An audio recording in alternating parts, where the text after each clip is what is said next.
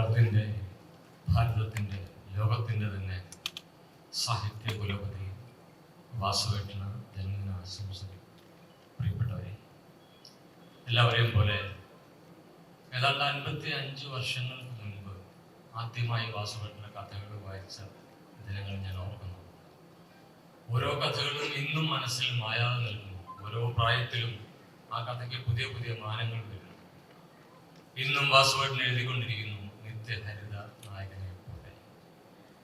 ജീവിതത്തിൽ വലിയൊരു സ്വപ്നമായിരുന്നു. ഞാൻ ഭരതേട്ടനോട് വർക്ക് ചെയ്യുമ്പോൾ ആദ്യമായി ഭരതേട്ടൻ്റെ കയ്യിൽ തന്ന തിരക്കഥ ഋഷ്യശങ്കൻ എന്ന പേരിലുള്ള വൈശാലിയുടെ തിരക്കഥ. വാസുവേട്ടൻ്റെ കയ്യക്ഷരം കണ്ട് ഞാൻ കോരിത്തരിച്ചു. ആ തിരക്കഥ വായിക്കുമ്പോൾ മനസ്സിലൂടെ ഓടിയെത്തുന്നത് ഞാൻ എന്നും ആരാധിക്കുന്ന വാസുവേട്ടനെ കുറിച്ചാണ്. പിൽക്കാലത്ത് വാസുവേട്ടൻ്റെ കൂടെ ആ സിനിമ വർക്ക് ചെയ്യുന്ന സമയത്ത് ഓരോ നിമിഷവും ആ സിനിമയുടെ ചിത്രീകരണ സമയത്തൊക്കെ വാസുവേട്ടൻ ഇങ്ങനെ അതിനോട് ചേർന്ന് പ്രവർത്തിക്കുന്ന കാണുമ്പോൾ അതിൻ്റെ എഡിറ്റിംഗ് സമയത്ത് പോലും കൂടെ ഇരുന്ന ഭരതേട്ടൻ പോലും ഒരിക്കൽ ഏതാണ്ട് പതറിയ നിമിഷത്തിൽ വാസുവേട്ടൻ വന്നിറങ്ങി അതിൻ്റെ ഓരോ അംശവും ഒരു പൂർണ്ണ എഡിറ്ററെ പോലെ എഡിറ്റ് ചെയ്ത് ഇന്ന് നമ്മളെ കാണുന്ന വൈശാലി ആ രൂപത്തിലാക്കി. ഞാൻ അത്ഭുതത്തോടെ എന്നും കാണുന്ന വാസുവേട്ടൻ. ഒരു സിനിമ ചെയ്യണം എന്ന് പ്രിയേട്ടൻ പറഞ്ഞതുപോലെ, മറ്റ് സംവിധായകർ പറഞ്ഞതുപോലെ ഞാനും ആഗ്രഹിച്ചിരുന്നു. ഇത് വലിയ സ്വപ്നമായിരുന്നു.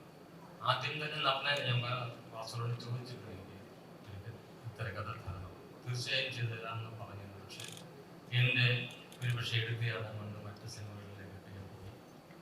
ഇന്ന് ഈ നിമിഷം എൻ്റെ ജീവിതത്തിലെ ഏറ്റവും അർത്ഥവത്തായ നിമിഷമാണ്. എനിക്ക് അശ്വതി ഒരു സ്വാതന്ത്ര്യം തന്നു. ഈ 10 കഥകളിൽ ഇഷ്ടമുള്ള തിരഞ്ഞെടുത്തു. ഞാൻ പറഞ്ഞു, എനിക്ക് സ്വർഗം തുറക്കുന്ന സമയം മതി. ഒരിക്കൽ എന്നും കാലത്തെ അതിജീവിക്കുന്ന ഒരു കഥയാണ്. ഒരു കഥാകാരന്റെ കഥ ജീവിതത്തിൽ എല്ലാ കാലത്തും അർത്ഥവത്താവുമ്പോഴാണ് അത് മഹത്തരമാകുന്നത്, ലോകോത്തരമാകുന്നത്. ഒരിക്കൽ ആൾക്കൂട്ടത്തിൽ തനിയെ എന്ന സിനിമ പുറത്തിറങ്ങുമ്പോൾ അന്ന് ഏറ്റവും റിലവൻ്റായ ടോപ്പിക്കായിരുന്നു. ഇന്ന് സ്വർഗം തുറക്കുന്ന സമയം വീണ്ടും റിലവൻ്റായ ടോപ്പിക്കായി മാറുന്നു.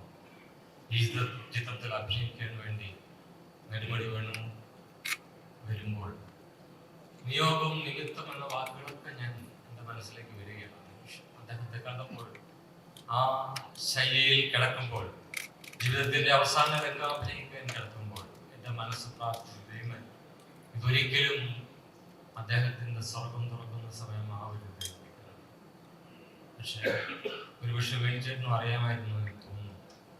അദ്ദേഹം ചിത്രീകരണ വേളയിൽ മുഴുവൻ ഞാനും മിക്കവാറും അടുത്തിരുന്ന് കാര്യങ്ങൾ ഒഴിഞ്ഞു കൊടുക്കും.